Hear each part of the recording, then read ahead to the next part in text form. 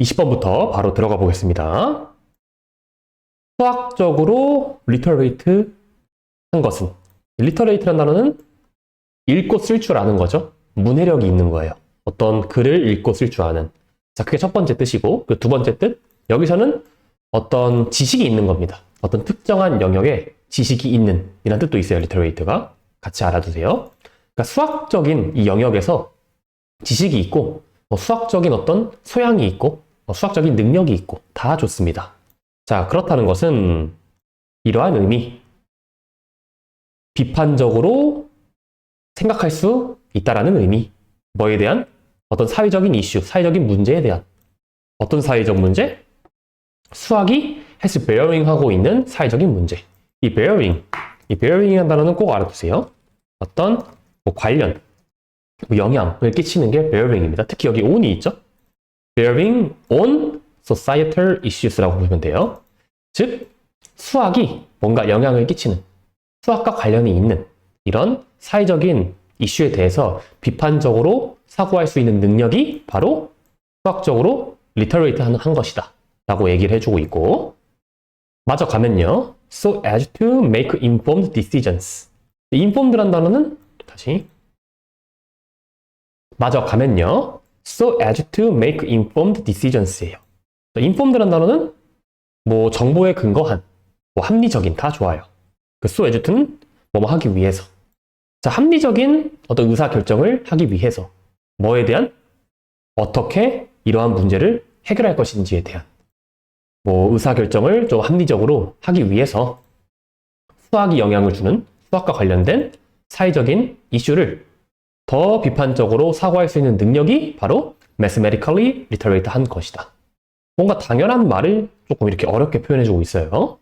그 다음 2번, dealing with such complex problems through interdisciplinary approaches 까지 한번 끊어볼게요. 보시면 이 deal with라는 단어가 있죠. deal with는 무엇을 다루다죠. 어떤 걸 다루다.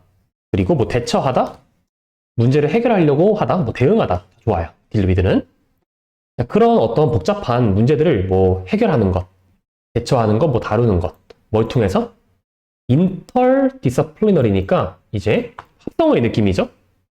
학문 간에 서로 연계된 어떤 접근 방식, 이런 것을 통해서 그러한 복잡한 문제를 다루면서 이런 거를 대응하면서 mirroring real world problems. 이제 이게 주절의 주어죠. 미카엘스가 또 여기 있으니까. 미러라는 거는 거울이죠, 거울. 동사로는 어떤 무언가를 반영하다, 뭐 비춰보다, 거울을 보는 거니까 그게 미러죠.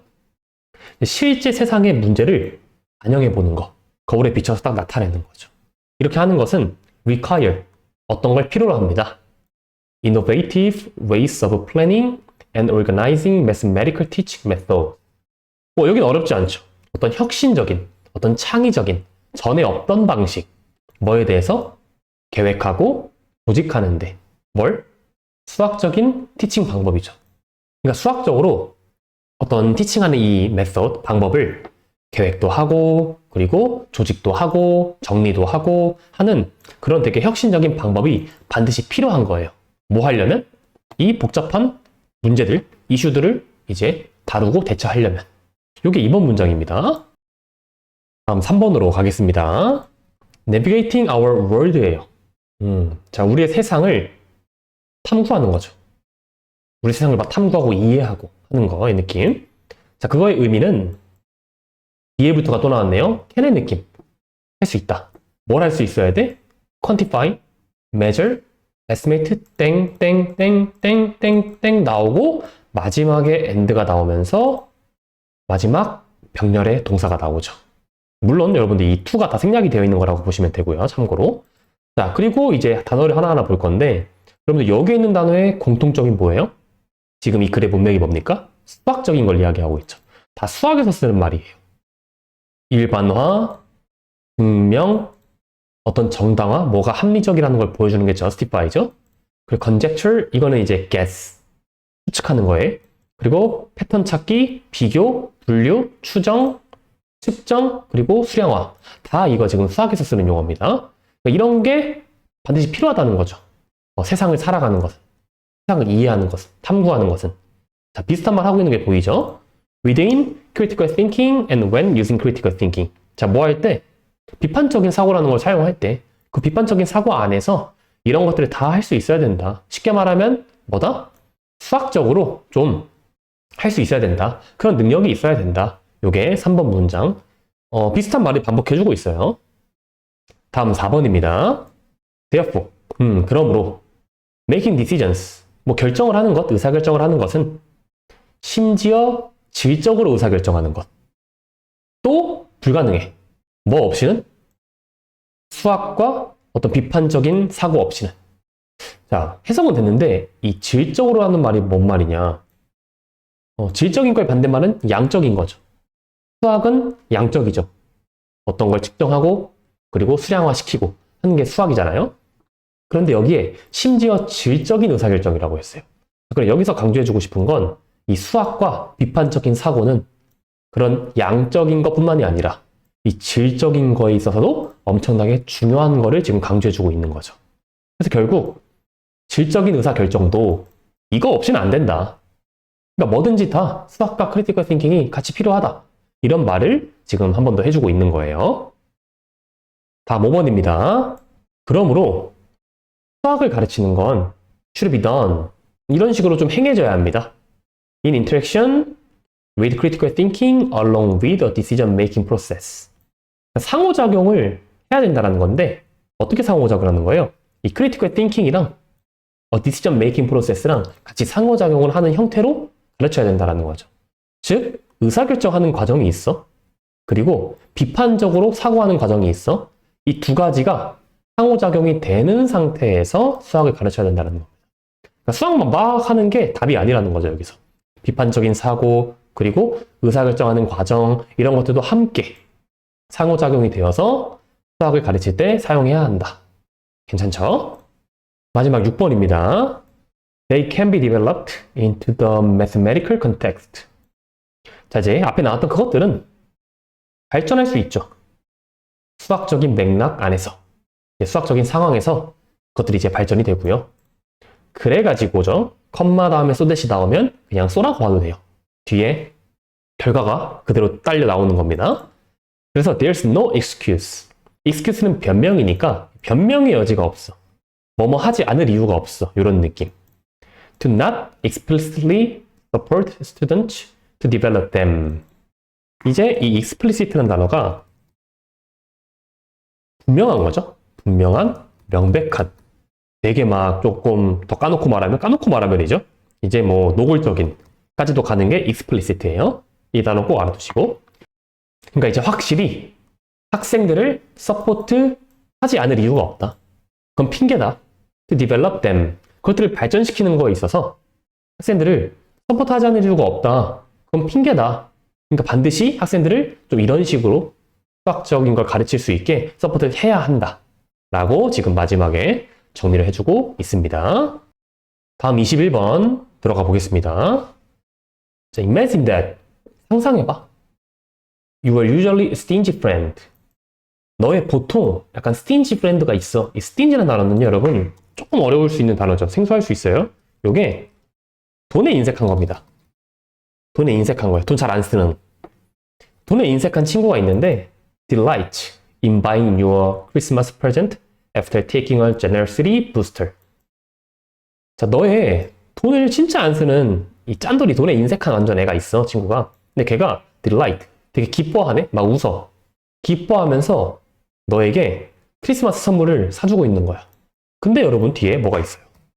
뭐 한 이후로? Taking a generosity booster. generosity가 이제 관대한 거죠. 뭐 이거를 여기서 문맥으로 해석하면 돈을 조금 잘 쓰는, 베풀 줄 아는 느낌이 이제 generosity라고 보면 되고, 그러니까 그런 부스터를 먹고 나서, 뭔가 generosity 부스터를 먹고 나서 너에게 이제 크리스마스 선물을 막 기뻐하면서 사줘. 이런 상황이 있다라고 한번 생각을 해보자. 다음 문장 가면요. How would you feel? 너 어떤 느낌이겠니? 너 뭐 어떤 기분이겠어? Undoubtedly. 의심할 여지 없이 There is something praiseworthy about the action. 그 행동에 대해서 칭찬할 만하지. 뭐 가치 있게 여길 만하지. 뭐 의심할 여지 없지 그거는. 이게 2번이죠. You'd be pleased to receive the gift. 너는 그 선물을 받고 기쁠 거야. 기쁜 감정을 느낄 거야. 너는 고맙다라고 말할 거야. And mean it. 이 mean it이라는 게 여러분 조금 생소하죠. 이거는 I mean it 이런 말이 있어요. 꽤나 자주 쓰이는 건데 나 진심이야 이런 말이거든요. 여기서는 mean it이 이런 느낌이에요. 너는 고맙다라고 말을 할 거고 그리고 그게 진심일 거다. 이렇게 해석을 해주시면 됩니다. 다음 5번. 그런데 his change of heart is not entirely satisfying. 여기서부터 핵심이죠. 그런데 그의 어떤 이 마음의 변화. 원래 선물을 안 사려고 했어. 스팅지하니까 인색하잖아. 그런데 부스터를 먹고 사준 거죠. 그런 마음의 변화가 전체적으로 만족스럽진 않다. 다음 6번. 이제 이 Z라는 사람에 따르면 다시 6번. 이제 이 사람에 따르면 이 Z라는 사람이 있대요. 이 사람에 따르면 이 사람은 이제 아메리카 철학자예요. 이 사람은 He's not really generous. 이제 여기서 he는 친구겠죠. 그 친구, 인색한 친구. 그 인색한 친구는 진짜로 generous한 게 아니다. 정말로 막 돈에 관대해진 게 아니다. 돈을 정말 잘 쓰는 게 아니다. 다음 7번. When we praise someone's character. 우리가 누군가 어떤 사람의 성격을 칭찬할 때 우리는 we use words for various virtues. 우리 뭔가 다양한 이 미덕이란 단어죠. virtue. 미덕이라는 것에 단어를 좀 사용한다.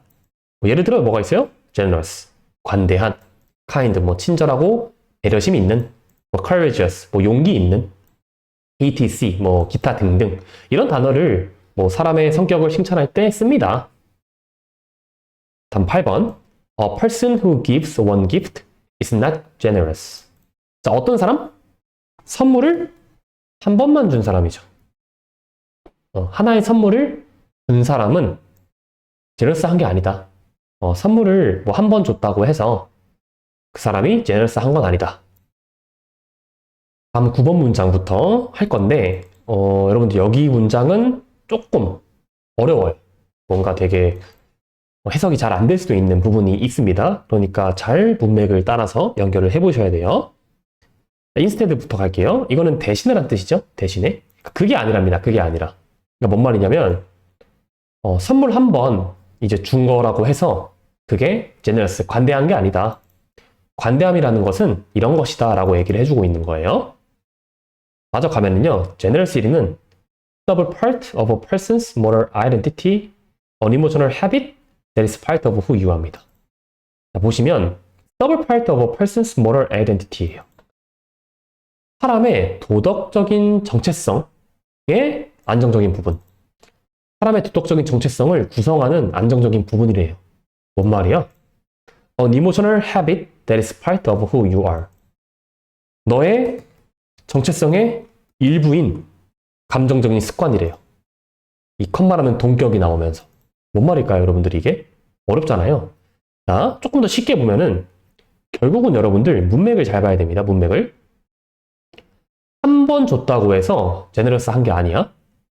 자, 제너러스는 뭐야? 스터블 파트예요. 스터블이라는 단어가 뭐예요? 안정적인 거죠. 안정적인 게 한 번 좋다가 다음에 안 좋아. 이게 스터블인가요? 아니죠? 그럼 불안정인 거죠. 그건 불안정. 그러니까 사람의 도덕적인 정체성은 안정적이라는 겁니다. 안정적. 꾸준하고 지속되고 일관되어야 된다는 거예요. 그거에 대한 부연 설명은 감정적인 습관이라고 했죠. 습관. 이 습관이 뭐예요? 더블 파트죠. 그리고 비슷한 말입니다. 습관은 꾸준히 하는 거란 말이야. 한 번 하면 습관이 아니죠? 자, 그 얘기를 지금 해주고 있는 거예요. 그리고 그것이 바로 너의 정체성의 일부라는 겁니다. 감정적으로. 이 구문 이해되나요? 조금 어려운 문장인 것 같아요. 제가 봤을 때는. 다음 10번. Thus virtuous. 그러니까 미덕은 하면서 이렇게 나오는데 중간에 이 부분이 나오죠? 자, 여기서 여러분들이 알아야 되는 건 as opposed to. 이것도 이제 많이 나왔던 거예요. 이제 명사. 이거는 뭐뭐가 아니라. 이거랑 똑같은 거는 instead of. 그리고 rather than. 이 세 개는 여러분들이 반드시 아셔야 됩니다. 뭐뭐가 아니라. 자, 뭐가 아니라 non-typical impulse. non-typical이라는 단어가 있대요. non-typical은 제가 처음 본 것 같은데, atypical 이런 단어는 있는데, non-typical도 전형적이지 않는 거거든요. 약간 일시적인 걸 말한다. 일시적인 거.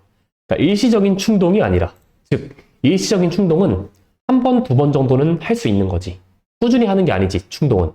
그러니까 일시적인 충동이 아니라 미덕은 바로 뭐예요? 너의 개인의 역사의 결과다. 자, 뭔가 되게 거창하게 말을 하고 있네? 여러분들, 이 역사라는 말이 또 뭐야? 역사. 역사가 뭐예요? 습관이죠. 역사가 뭐야? 예전부터 지금까지 일어난 일들을 역사라고 하잖아요. 그러니까 너의 개인의 역사의 결과라는 거예요. 뭐가? 미덕은. 즉, 한 번, 두 번 충동적으로 그냥 한 번 선물 주고 말고 이게 제너러시티 한 게 아니라 결국 제너러시티, 즉 미덕이라는 거는 역사라는 거죠. 충동적인 게 아니라. 자꾸 반복해서 말하지만 9번, 10번은 비슷한 얘기를 하고 있는 거예요. 다음 11번. They are part of who you are. 그 미덕은 너의 정체성의 일부다.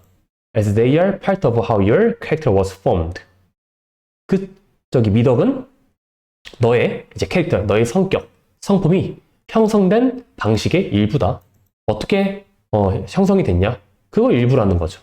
다 지금 미덕은 너의 정체성, 너의 역사 이런 얘기를 자꾸 해주고 있는 거예요. 다 왔습니다. 12번. Instant virtue.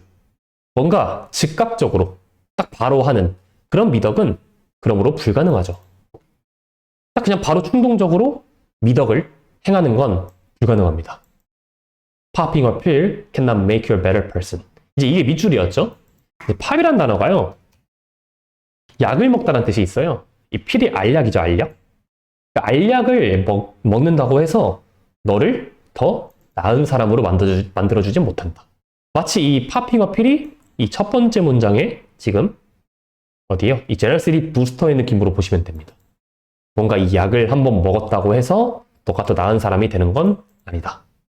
이런 식으로 되게 재밌는 글이었습니다. 다음 22번입니다.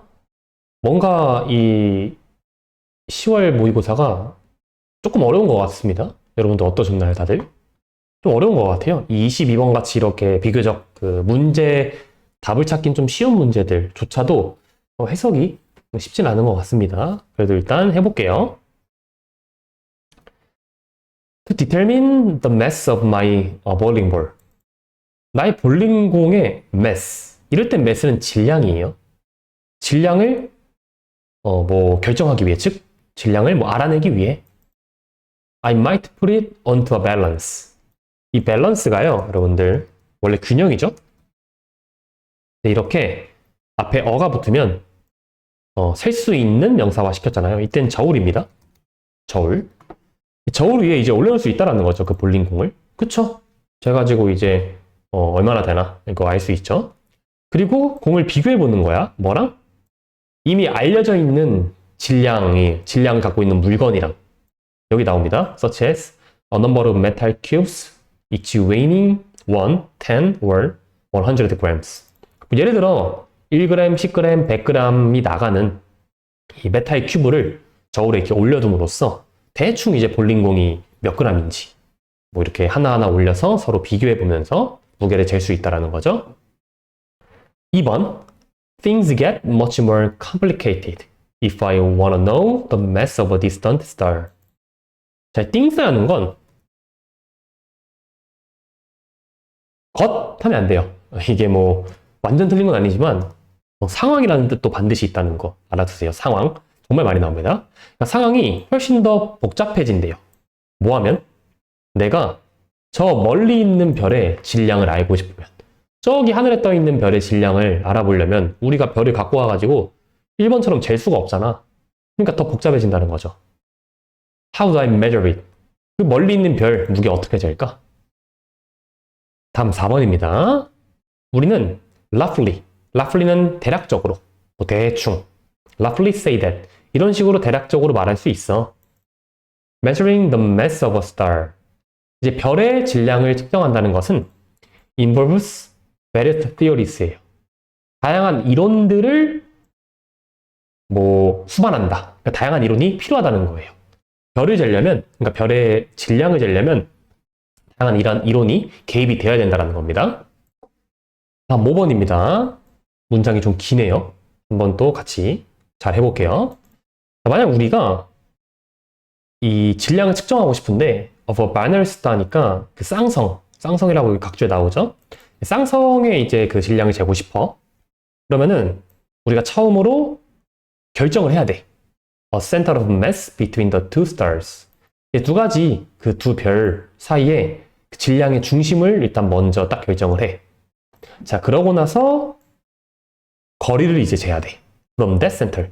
그 중심으로부터의 거리를 재. Which we can then use니까 그 이후에 이제 우리가 이 센터라는 거를 사용할 수 있다라는 거죠. 그 이후에 뭐랑 같이 a value for the period. 여기서는 여러분 이 value라는 게 값이고요. 값. 수학 그 어떤 계산할 때 값. 그리고 period는 주기입니다. 주기. 주기의 값과 함께 사용을 할 수 있는 거예요. 그리고 a certain instance of Kepler's third law. 사실 뭐 저는 이 과학에 대해 잘 몰라서 자세히 모릅니다. 근데 이제 케플러의 3법칙이라고 합니다. 제 3법칙. 이거랑 이제 같이 사용을 한다는 거죠. To calculate the mass. 그 질량을 계산하기 위해서.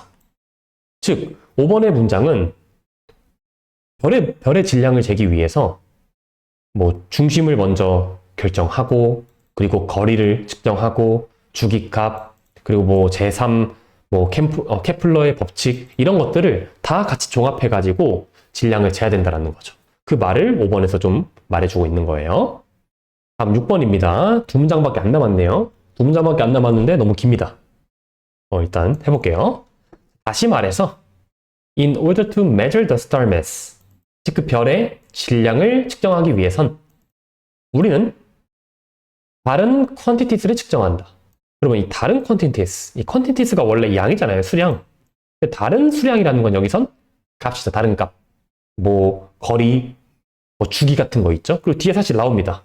그리고 이러한 값을 같이 사용해야 된다. 또 뭐와 함께? 특정한 방정식과 함께. 그래서 특정한 방정식이 케플러의 제3법칙인가요?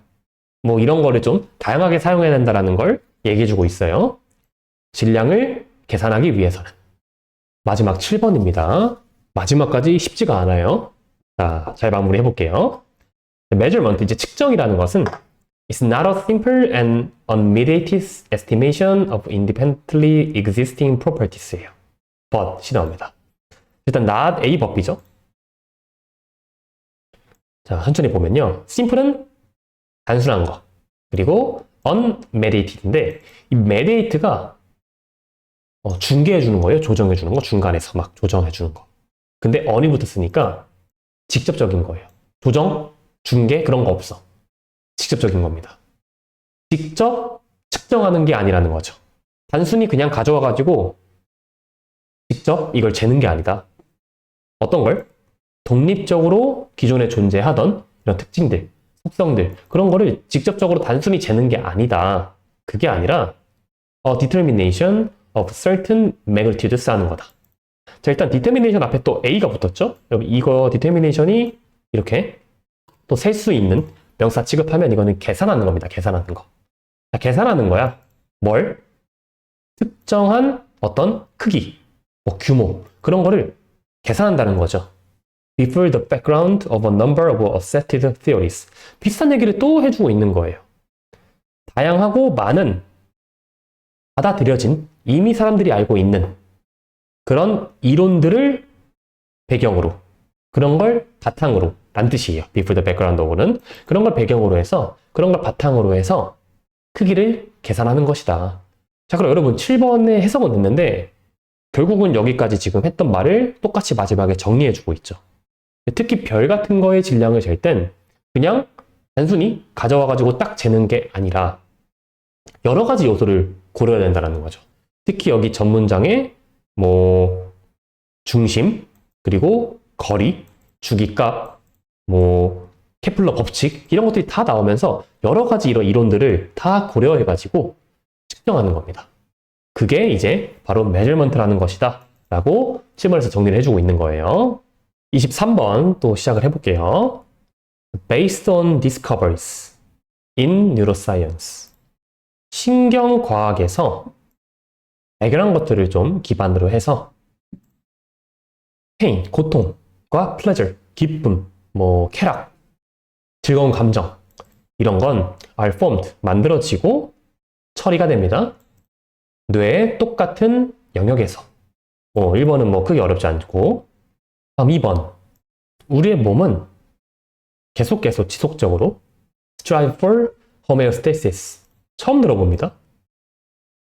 이거 몸의 어떤 항상성이라는 거래요. 그런 거를 얻으려고 노력을 합니다. 근데 이거에 대해서 부연 설명은 나오죠. 이 homeostasis라는 거는 이런 식으로 정의됩니다. as the balance of bodily functions. 몸의 기능, 어떤 몸의 역할에 균형을 맞춰주는 거로서 그런 식으로 정의가 되는 이 homeostasis라는 걸 얻으려고 우리 몸은 자꾸 노력을 합니다. 크게 어렵진 않죠? 다음 3번입니다. Without the body's effective compensatory mechanisms. 자, 일단 이 compensatory란 단어는 어떤 걸 보상해주는, 보완해주는 느낌이죠. 메커니즘은 기제, 구조, 시스템 다 좋습니다. 자, 우리 몸에 어떤 효과적인 보상 시스템, 보상 체계가 없이는 그 보상 체계라는 게 뭐냐면 which may cushion potential highs and lows. 자, 쿠션이 이렇게 동사로 쓰이면 어떤 무언가를 완화시키다, relieve의 느낌으로 보시면 되고 그리고 앞으로 있을 수 있는 잠재적인 high and low니까 우리의 몸의 기복이죠. 몸의 기복을 조금 더 완화시켜 줄 수 있는 그런 시스템이 없이는 we would not be capable of surviving. 우리는 생존할 수 없을 것이다. without 가정법이죠. without 그리고 would. would는 항상 약하게 말하는 거예요. 약하게 말하는 거. 4번 이제 기쁨, 쾌락, 좋은 감정, pleasure와 이 pain, 고통은 are like two sides of the same coin. 똑같은 동전의 양면이라는 거죠. 그러니까 동전의 양면이라는 겁니다. pleasure와 pain이. They seem to work together. 같이 작동을 하는 것처럼 보이죠. 그리고 are heavily reliant on one another and keep balance.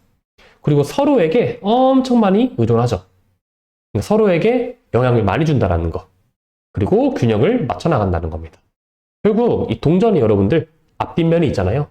앞이 플레저고 뒤가 페인이야. 그러니까 맨날 같이 가는 거야. 뗄래야 뗄 수가 없다라는 거죠. 다음 5번입니다. 만약 당신이 상상을 이렇게 했네요. 플레저와 페인이 as the two opposite points on a scale이에요.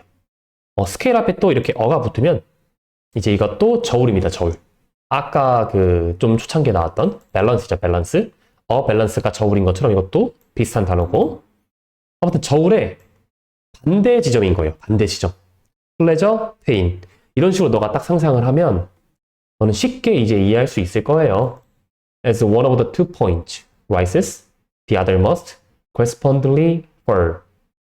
이제 이것도 똑같은 말이죠. 두 지점 중 하나가 올라가면 여러분들이 저울에서 하나가 올라가면 이렇게 내려가죠. 이거 말하는 거죠. 다른 하나는 반드시 분명 그에 따라 내려갈 거다. 떨어질 거다. 하나가 rise 하면 하나는 fall. 반대로 rise 하면 또 여기도 fall. 이제 이런 거를 이해할 수 있을 거다라고 얘기해주고 있고 다음 6번입니다. 자, we've all heard the expression. 우리는 모두 이러한 말 들어봤어요. No pain, no gain. 고통 없이는 얻는 것도 없다. 라임이 딱딱 맞고 되게 좋은 말이죠. 많이 들어본. 자, 글쎄요. According to psychiatrist Dr. 안나. 이 안나 박사님. 네.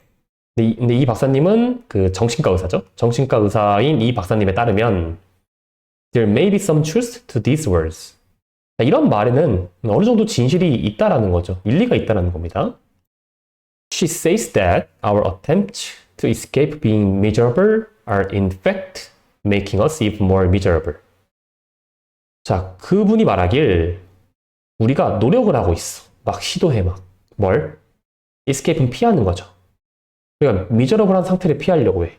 이 miserable은 뜻이 사실 뭐 다양하죠. 뭐 만족하지 않은, 불만족, 불행, 뭐 우울한, 불편, 뭐 이런 느낌, 이런 거 다 됩니다. 이런 상태를 피하려는 우리의 시도, 우리의 노력이 실제로 오히려 우리를 훨씬 더 불행하고 불만족하고 우울하고 불편하게 만든다라는 거죠. 이분이 이렇게 말했습니다. 마지막 8번입니다. 다 왔어요. 자, This is because. 자, 이러한 것은 뭐 때문이에요? Pain is actually an essential component.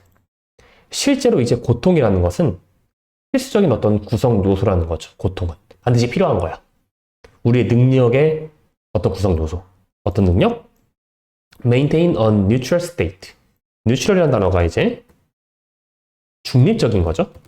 중간에 딱 있는. 그러니까 우리 중간의 상태, 중립 상태를 유지하기 위한 능력에 있어서 필수적인 요소라는 겁니다. 고통도 필요하다는 거예요. 자, 그리고 고통을 받아들이는 것은 will in turn reset our internal scale back to the balance. 자, 리셋할 수 있게끔 해준다. 리셋. 리셋은 뭔가 재조정하는 거죠. 다시 리셋한다고 하죠. 우리 안에, 우리 내부의 스케일을. 여기서 스케일은 여기서는 저울이라고 뭐 봐도 틀리진 않을 것 같고, 여기서는 저울보다 그 저울의 눈금으로 보는 게 조금 더 좋을 것 같아요. 그 우리 몸 안에 있는 어떤 눈금, 우리 마음 안에 있는 그런 눈금, 그게 균형을 갖출 수 있도록 이제 리셋해 준다는 거죠. 어떻게 보면 이 문장과 이 문장은 뭐 똑같은 문장입니다. 결국 고통을 받아들이면 우리 이제 내부의 눈금이 딱 균형을 맞게끔 조정할 수 있게끔 해준다. 고통을 받아들인다면. 24번 또 시작을 해볼게요. 단어부터 보면요. manufacturer라는 단어 있죠? 요거는 제조업자 하지 마시고 기업입니다. 기업, 회사. 기업들은 마스터풀이니까 능숙한 거죠. 기업들은 능숙하게 이 씨앗을 뿌립니다. 의심의 씨앗을 뿌려요. About the adequacy니까 적절함, 뭐 충분함 이런 뜻이죠. 우리의 현재 기기, 전자기기를 말하는 것 같습니다. 사실 뒤에 나오지만 뭐 냉장고 같은 것도 되긴 해요. 요즘에는 다 뭔가 전자의 느낌이니까 우리가 지금 갖고 있는 이런 전자기기들이 충분한가에 대한 의심의 씨앗을 능숙하게 뿌린다. 그러니까 뭔가 되게 알듯 말듯한 이 말이죠. 점점 읽다 보면은 더 명확해집니다. 2번. 갑자기 The phone that was your lifeline a year ago. 표현을 재밌게 했어요. 핸드폰이 있는데 그 핸드폰은 1년 전에 뭐였어? 당신의 생명선이었어. 그만큼 엄청나게 이 핸드폰에 막 달고 살고 막 엄청 좋고 최신폰 막. 근데 그 핸드폰이 이제는 어때요? 박물관의 피스, 유물, 유적이 됐죠. 이제는 뭔가 되게 옛날 거의 느낌이 벌써 돼버린 거야. Unable to keep pace with your digital demands. Unable to니까 이제 캔낫이죠, 캔낫. 당신의 디지털 수요, 디지털 요구. 당신이 지금 디지털 뭐 새로운 전자기기 이런 거 바라는 거, 수요. 그거를 따라갈 수가 없는 거죠, 속도를. 지금 2번 문장이 1번 문장에 약간의 빌드업을 지금 해주고 있죠. 다음 3번. And thus. 그러므로 the itch to upgrade begins. 자, 여기서 itch란 단어가 원래 뜻은요, 그 간지러운 거죠. 가려운 거. 그런데 여기서는 itch가 또 다른 뜻으로 이제 이런 뜻이 있어요. 강한 욕구. 이것도 꼭 알아두시고. 업그레이드 하고 싶은 그런 강한 욕구. 업그레이드 하고 싶은 건 뭐예요? 결국 전자기기를 사고 싶어 하는 거겠죠? 이 전자기기를 사고 싶어 하는 욕구가 딱 시작이 됩니다. 그래서. Of people, there's a genuine need. 자주 뭐 하기 전에? 진짜 필요한 게 있기도 전에. 그러니까 나 진짜로 필요해. 나 예를 들어 핸드폰이 고장났어. 그래서 사고 싶은 게 아닌 거죠. 그냥 이거 옛날 거 핸드폰 같네 벌써. 새로운 거 사고 싶다. 하는 이제 그런 생각이 든다라는 거죠. 다음 4번 문장 보시면 이러한 사이클은 is not just confined to our digital companions. confine이라는 단어는 딱 무언가에 국한되어 있는 거죠. 제한시키는 거. 그리고 companion이라는 단어는 동반자, 뭐 친구, 같이 함께 하는 거, 그게 companion입니다. 그러니까 이러한 사이클은 그냥 단지 우리의 디지털 기기가 되겠죠. 여기선 디지털 기기에만 국한되어 있는 게 아닙니다. 다른 것까지도 포함이 돼요. 이렇게 얘기를 해주고 있고. 자, 5번. It spills over into almost every aspect of consumer electronics from the self-driving car to the smart fridge까지 있네요. 자, 이 사이클이 되겠죠? 이 사이클이 spillover. spillover니까 뭔가 넘쳐 흐르는 느낌이에요. 어디까지? 거의 이제 모든 측면까지.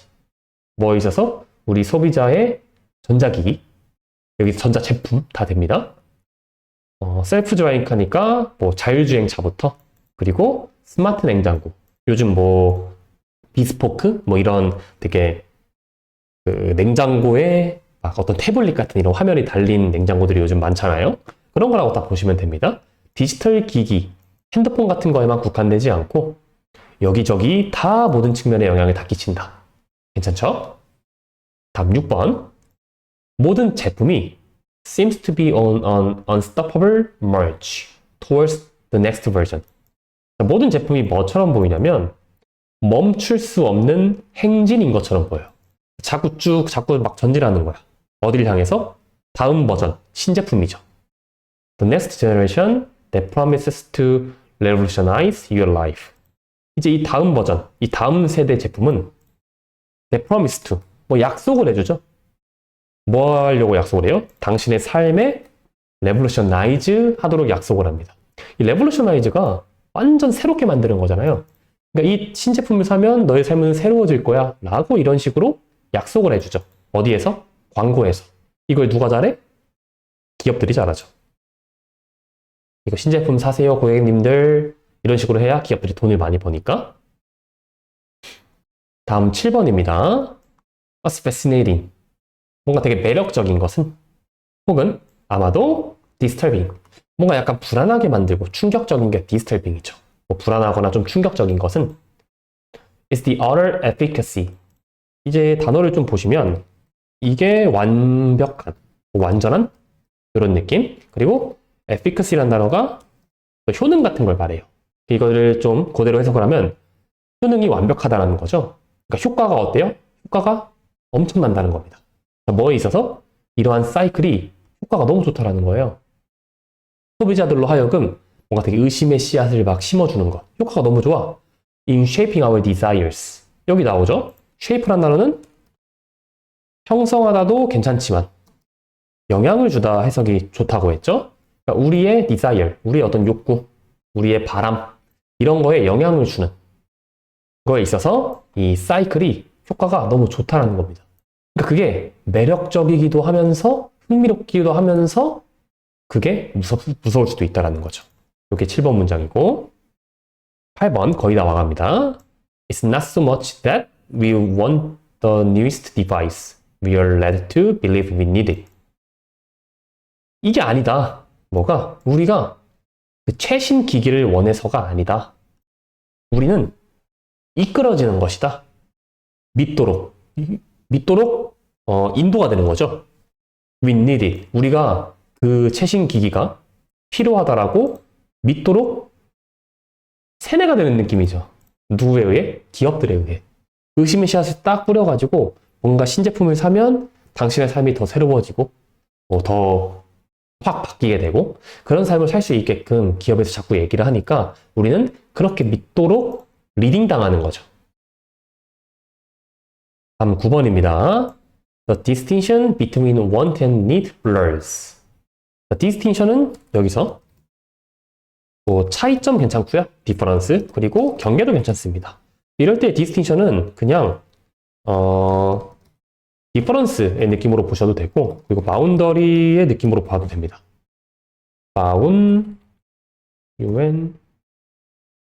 D-A-Y-Y. 이거 맞죠? 자, 마저 보면요. 우리가 원하는 것과 우리가 필요하는 것 사이에 이 경계는 blur는 모호해지는 거, 애매해지는 거, 흐려지는 거, 모호해집니다. 뭐하면서? shifting our financial priorities. 우리의 뭔가 돈과 관련된 우리의 재정적인 이런 우선순위를 바꾸는 거죠. 자, 어떻게 바꿔? in favor of입니다. in favor of니까 이쪽으로 쏠리는 거예요. 우호적인 거예요. 호의적인 거니까 in favor는. 자, 어디 쪽으로? staying current with trends. 이 트렌드죠. 새로운 현재 최신 트렌드 이런 거에 머물도록, 즉 지금 신제품이 나왔잖아요. 이게 새로운 트렌드야. 그러니까 이쪽에 머물도록 우리의 우선순위를 바꾸는 거지. 왜? 필요한 거 원하는 거의 경계가 허물어지니까. 9번 문제도 이해되시죠? 마지막 10번입니다. For all the logical arguments against this ceaseless upgrading. 자, 여기서 여러분들이 알아야 되는 단어가 for all이에요. 이제 이게 양보입니다, 양보. 뭐뭐에도 불구하고. 이거는 가끔 이렇게 나오니까 알아두면 좋아요. 이렇게 논리적인 어떤 주장, 뭐에 반대해서 이런 멈추지 않는 이 ceaseless를 잠깐 볼까요? cease는 stop인 느낌이에요. 멈추다, 중단하다. 근데 ceaseless죠? ceaseless니까 이거는 이제 constant입니다. 지속적인, 꾸준한 게 이제 ceaseless예요. 그러니까 멈추지 않고 이렇게 자꾸 업그레이드 하는 거예요. 막 신제품 막 자꾸 사. 이런 거에 대해서 논리적으로 이렇게 반박할 것들이 있잖아요. 그럼에도 불구하고 어때? 신제품을 사고자 하는 이런 욕구는 어때요? 여전히 compelling. compelling은 되게 강력한 거. 뭐 흥미로운, 재밌는 이라는 뜻도 있어요. compelling이. 근데 아무튼 여기선 강력한 느낌이 좀 좋지 않을까? 그래서 이 마지막 문장을 요약하면 이런 논리적으로 반박하는 것들이 막 있지만 여전히 어때요? 그거를 사고 싶어 하는 마음, 새로운 걸, 트렌드를 따라가고 싶어 하는 마음, 이거는 너무 강력하다는 거죠. 그리고 막 사람들이 막 산다. 이 정도로 이제 이 글을 정리해주면 되겠습니다.